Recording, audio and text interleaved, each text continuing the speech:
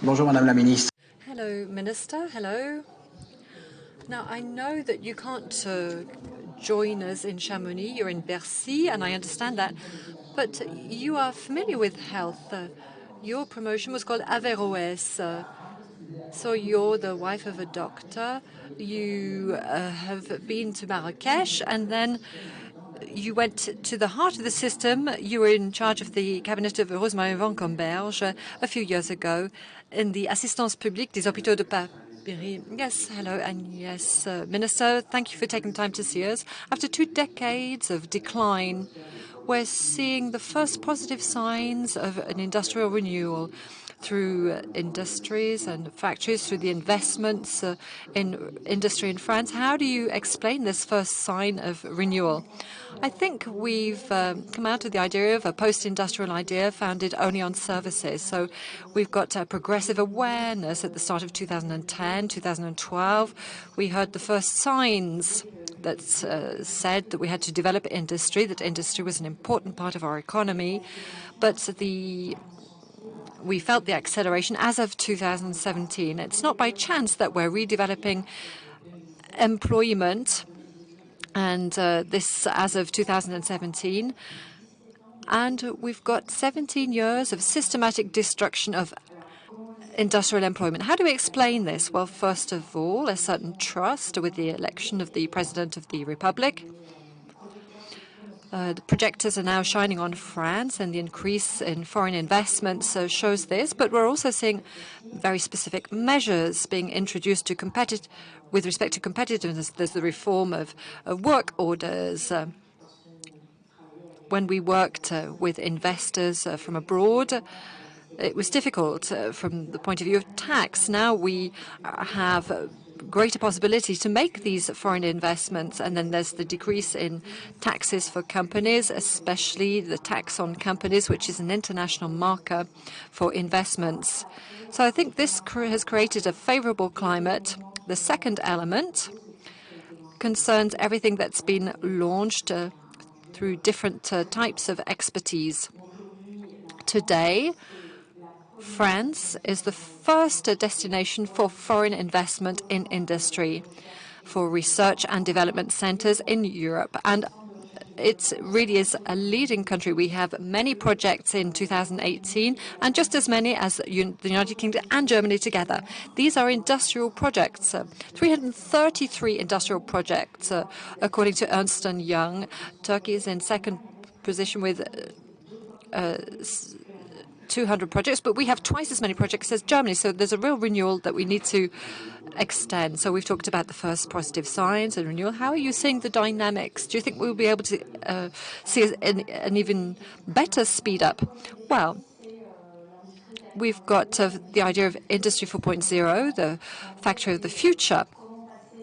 So how do we move from an old style of production, a tailor style of production, to a style where we use new technologies, where we have additive technology, robots, cobots, that allow for two things: reduce production costs on the one hand, because we can benefit from incredible competitive advantages, and then greater flexibility. We're producing smaller quantities, but it's easier to change processes very quickly. So we're much more agile to respond to the needs of our customers.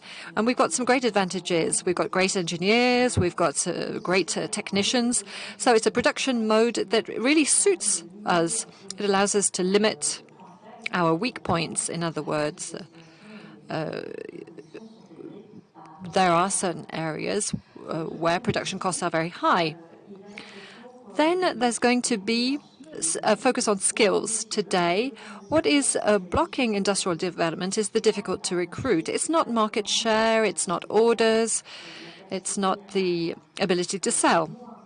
And that's why there's an investment plan, 15 million euros to invest in skills. This is important for companies. Companies are going to be able to take control over it. Vocational training. And the second thing that we're working on is apprenticeship. Here again, this is a way of improving skills quicker. This suits us as well, given our industries. Now, there's also the question of simplification. That's another challenge. When we look at the obstacles in France, there's the French administration. According to Davos, we are in the 100th place when it comes to administration, even if we've improved our methodologies. So we're also working on a French fab investment desk, which is in fact a one-stop shop for putting forward investment proposals and helping investors with their projects for big companies. The idea is to anticipate. The idea is to maybe set up a new site in France, perhaps. So we've got simplification. Then there's Guillaume Casbarian, who's a member of Parliament, who will be making concrete proposals about how to go about things and reduce setup times in France. 36 months is the average time in France. So we're far behind other countries. Then we have our attractiveness. The industry must allow people to dream. We have an advantage, however, because we are attracting skills in relation to underlying projects. Even if the pharmaceutical industry might have a bad reputation in some respects, when we talk about biotech, eyes begin to shine because it seems to be an industry that has meaning. There are industries that are finding it difficult to recruit because people still imagine that we're focused on old production modes, where in fact a lot of new technologies have been introduced. And whether we're talking about intellectual focuses or societal change focuses, we're going much further. Minister, you've talked about the pharmaceutical challenge and medical devices. What about this industry? We're seeing it difficult to find a renewal in France, less than 10%. We've had an interview with directors. Minus 40% see France as the place to set up pharmaceutical industries or projects. In CHAM, we're lucky. We've got different representatives of this sector. What can you say to them? Well, obviously, we've lost market share in the pharmaceutical industry over the past 15 years. It's a subject that the President of the Republic is taking very seriously. For him, the healthcare industries are priority industries. And this is something that we hear and see from his involvement in the sector. If we look at where we are, there are a certain number of enablers that we can activate. First of all, we can make sure that the research credit continues. This is important, an important part of our competitiveness. I was in charge of attractiveness. I was in Boston about 2 weeks ago in the biotech world. This element is something that is intriguing and found interesting for others. When we move around, we see that it is something that many governments are thinking of doing as well. So it's a signal that it works. And for the pharmaceutical industry, it's 600 million euros benefiting this sector. So it's a great challenge. And for the next finance law, there will be a certain number of modifications made, but obviously, and the whole government knows this, that we can't go further. Now, the second challenge is what we did in the PACT law, simplify the passage between fundamental research and applied research and help public researchers to work in the private industry, set up their companies and come back to something that was almost a taboo in France, something that's completely natural internationally. So there was a real loss of competitiveness in France in this respect. The third subject, again, concerning the patent law, it concerns the protection of property. Again, we've made progress in this field, allowing biotechs to protect their intellectual property with patents that are more powerful and lighter versions than old patents, but ensuring protection for SMEs and small companies. And then we've got what we've done with respect to the strategic committees of the health industry. The President has been personally involved in this. We did some auditing in 2017 to look at where the obstacles were. to see what the obstacles to competitiveness were compared with our European neighbours. So based on this, we've set up an action plan, and every year with the President, we meet up with the heads of big companies and the ministers concerned, and we can consider that today two-thirds of the plan has been implemented. The last third is the biggest, the most important, and it concerns pricing. But again, we've seen this year, the President of the Republic has been personally involved, and he's decided that 0.5% in terms of increase was not good, that we had to include a 1% increase, and that this would be absorbed by Social Security. At the same time, there are budgets where we're being asked to make an effort for mature molecules. So they're there to finance innovation, so they are at a higher price. This is important for the care of patients. It's very important as well in terms of industrial footprint, because this is what's going to allow us to continue to do research and to produce products that have a future and that will be developed further on the French market. We can't just focus on mature molecules in France. So we are acting at the highest level of the state. So you want to make healthcare products available to the population, but do we have a trickle-down effect, to use this famous expression? Because we can see that there are agencies that are rather slow. I'm thinking of the Economic Committee for Healthcare Products. We are perhaps the worst, the slowest of all industrialized countries. How can we speed things up? How can we move from an idea to achievement? Well, we can look at the diagnosis. Everybody knows that we have the best regulation authorities in the world, or among the best. But the processing times mean that we are losing out in terms of competitiveness. So we're working on measures for faster clinical trials and marketing authorization, where increasing the staff numbers of the High Health Authority, and there's also a focus on price fixing. For each item, we have objectives in terms of days, so that we can go to 180 days, which is the European average for decision making. For the CEPS, of course, that's also being reinforced, because there's, there's a mission statement today. And this is important for the new CEPS director. So there is a roadmap. It's important to do the work on assessment, but it's also to do this with an industrial vision, an industrial dimension.